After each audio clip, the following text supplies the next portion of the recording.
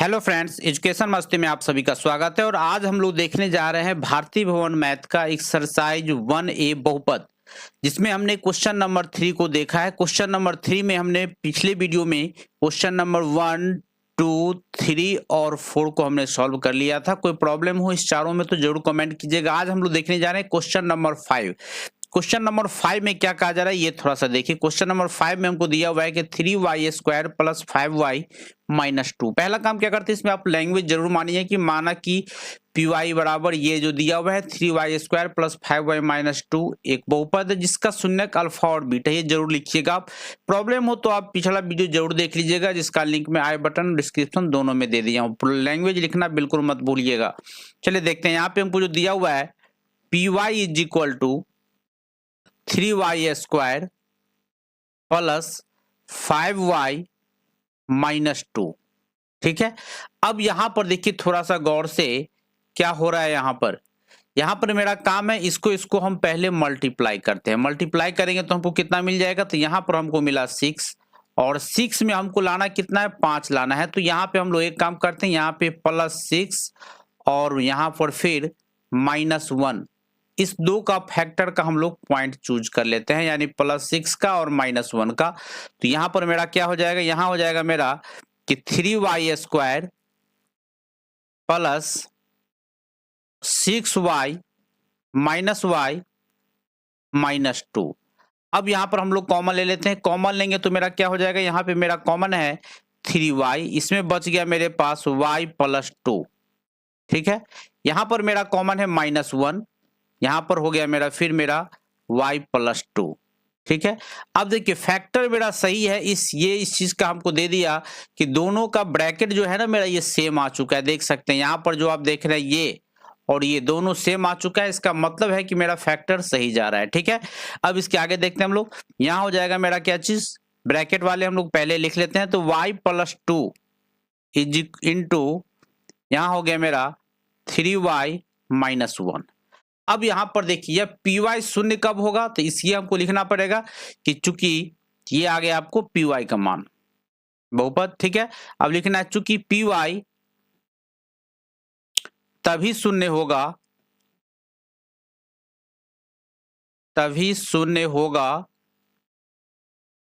जब, कब शून्य होगा, तो पहली बार तो एक बार में हमको ये वाले शून्य हो जाए, एक बार ये शून्य हो जाए और दूसरी बार में ये शून्य हो जाए। ठीक है, तो यहां पर क्या हो जाएगा मेरा, यानी y प्लस 2 बराबर 0 हो जाए एक बार, और एक बार 3y माइनस 1 बराबर 0 आ जाए। अब यहां पर देखिए क्या हो जाएगा, इसीलिए y is equal to +2 RHS में गया -2 हुआ, और यहाँ पर 3y इज इक्वल टू हो गया 1, तो y इज इक्वल टू हो गया मेरा 1/3। यानी एक हमको अल्फा का मान है तो दूसरा हमको बीटा का मान है। ठीक है, यानी अल्फा बराबर आ गया आपको -2 और बीटा का मान आ गया आपका 1/3। ये आपको अल्फा और बीटा का मान यहाँ मिल चुका है। ठीक है, अब यहाँ पर से हम लोग उसका जांच करते हैं, सत्यापित करते हैं कि देखते हैं कैसे कैसे हो रहा है इस चीज को। ठीक है, तो चलिए देखिए अब सत्यापित कैसे कर रहे हैं, ये चीज को आप थोड़ा सा देख लीजिए। यहाँ पर सबसे पहले हम लोग अल्फा प्लस बीटा का मान निकालते हैं, इसीलिए अल्फा प्लस बीटा बराबर, अल्फा का मान है -2 प्लस बीटा का मान है 1/3, बट्टा पर का जोड़ कर लीजिएगा आप, -6 + 1 ये हो गया -5/3। ठीक है, अब हम लोग फॉर्मूला से लेते हैं, तो अल्फा प्लस बीटा का फॉर्मूला हो गया मेरा -b/a बराबर -b का मान क्या है, थोड़ा सा इस चीज को हम लोग देख लेते हैं। b का मान है मेरे पास, यहाँ देखिए, यहाँ पर गौर से देखिए, b का मान है यहाँ a हो गया आपका 3, b हो गया 5 और c हो गया आपका -2। ठीक है, इस चीज को आपको ध्यान रखना है, यानी a हो गया 3 और b हो गया आपका कितना, b का मान आपको दिया हुआ है यहाँ पे +5 और c का मान -2। यहाँ हम लोग लिख लेते हैं, तो b का मान हो गया आपका 5 और c का मान, a का मान है आपका 3, यहाँ पर आपका आ गया -5/3। ठीक है, यानी ये मेरा एक ठो जांच हो चुका है। अब हम लोग नेक्स्ट को देख लेते हैं, अल्फा इंटू बीटा कर लेते हैं। तो अल्फा इंटू बीटा के लिए हम लोग यहाँ कर लें, यानी अल्फा इंटू बीटा। पहले अल्फा का मान -2 और बीटा का मान 1/3 मल्टीप्लाई करेंगे, हमको मिलेगा -2/3। ठीक है, अब फॉर्मूला चेक कर लेते हैं। अल्फा इंटू बीटा कर ले तो यहाँ पर हमको क्या मिल जाएगा, अल्फा इंटू बीटा यानी C/A। C का मान था मेरा -2 और A का मान था मेरा 3। ये यहाँ पे देखिए, अब ये दोनों सेम हो चुका है, ये दोनों सेम हो चुका है, मतलब सत्यापित तो हो चुका है। ठीक है, अब हम लोग देख रहे हैं क्वेश्चन नंबर 6। क्वेश्चन नंबर 6 में क्या कहा जा रहा है, ये थोड़ा सा देखिए। 6 में है कि Px = 2x² -x -21। ठीक है, अब यहाँ पर हम लोग फिर फैक्टर एडजस्ट करें तो यहाँ पे गौर से देखिए आप, तो ये इसको इससे मल्टीप्लाई कीजिएगा तो 2 को 21 से तो 42, 42 में आपको लाना है -1, तो यहाँ पर मेरा फैक्टर बन जाएगा -7 का और +6 का। ये दो फैक्टर का पॉइंट आपका निकल चुका है, तो इससे हम लोग आगे बढ़ा लेते हैं क्वेश्चन को। यहाँ पर हो गया मेरा 2x² +6x -7x -21। ठीक है, यहाँ पे हम लोग कॉमन ले लेते हैं। यहाँ कॉमन हो गया मेरा 2x, यहाँ पर बचा मेरा x +3, यहाँ हो गया मेरा -7, यहाँ पर हो गया मेरा x +3, ब्रैकेट सेम हो चुका है, यानी x +3 इंटू 2x -7।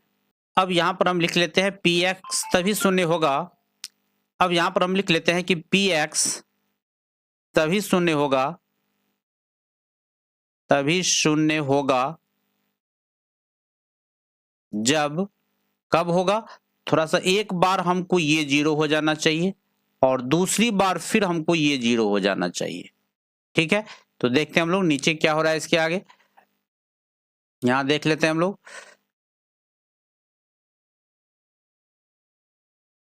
चलिए, अब देखिए यहाँ पे हो जाएगा मेरा क्या चीज कि एक बार x +3 = 0 हो जाना चाहिए और दूसरी बार 2x -7 = 0 हो जाना चाहिए। यहाँ पर हो जाएगा मेरा, इसीलिए x = +3 RHS में जाएगा -3 हो गया। यहाँ पे 2x = -7 होगा +7, x = हो गया मेरा 7/2। ठीक है, अब हम लोग यानी एक का मान हो गया, एक को हम लोग अल्फा मान लेते हैं, यहाँ पर हम इसको मान लेते हैं अल्फा। इसको अल्फा बराबर -3 और बीटा हम लोग मान लेते हैं 7/2 को। अब हम लोग सबसे पहले चेक कर लेते हैं अल्फा प्लस बीटा। तो अल्फा प्लस बीटा अगर चेक करें तो ये हो गया मेरा -3 + 7/2, यहाँ पे बट्टा पर का जोड़ घटा कीजिए तो -6 और +7, ये हो गया आपका 1, तो 1/2 आ गया। ठीक है, अब फॉर्मूला चेक कर लेते हैं। अल्फा प्लस बीटा का फॉर्मूला हो गया आपका -b/a, यानी -b का मान थोड़ा सा हम लोग देख लेते हैं क्या है यहाँ पे क्वेश्चन में। b का मान यहाँ देख सकते हैं, यहाँ -1, ये रहा आपका, गौर से देखिए, ये रहा। अगर फाइनली देखा जाए तो ये रहा आपका a का मान, ये रहा आपका b का मान जो -1 है और c का मान -21 है। ठीक है, तो चलिए देखते हैं हम लोग फिर, यानी -1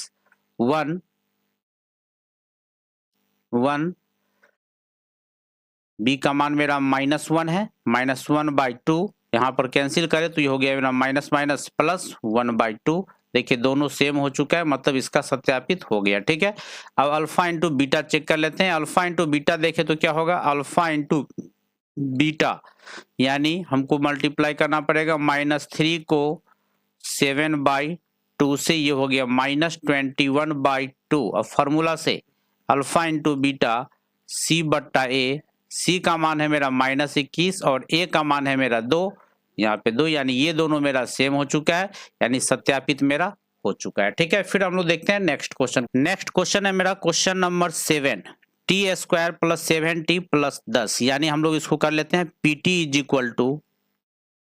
t² + 7t + 10। ठीक है, यहाँ पर हम लोग देखें तो यहाँ पे नहीं कुछ तो 1 है और 1 को 10 से मल्टीप्लाई करेंगे 10 हमको मिल जाएगा, यानी 10 में हमको 7 लाना है तो सिंपल है, 2 और 5 का फैक्टर बना, यानी यहाँ पे आप लिख सकते हैं कि t² + 2t + 5t + 10। कॉमन लीजिएगा आप इसमें तो ये आपको t कॉमन है, t + 2 मिला और यहाँ पे 5 कॉमन है, 5 × t + 2 मिला। यहाँ आप देखिएगा तो t प्लस 2 और इधर हो गया आपका t प्लस 5। फिर यहाँ देखिए अब पी वाई कब शून्य होगा, यहाँ देखिए अब पी वाई को शून्य होने के लिए क्या जरूरत है इसमें, यहाँ हम लोग लिख लेते हैं कि पी टी, पी वाई नहीं पी टी तभी शून्य होगा। यहाँ हम लोग लिख लेते हैं कि पी टी तभी शून्य होगा,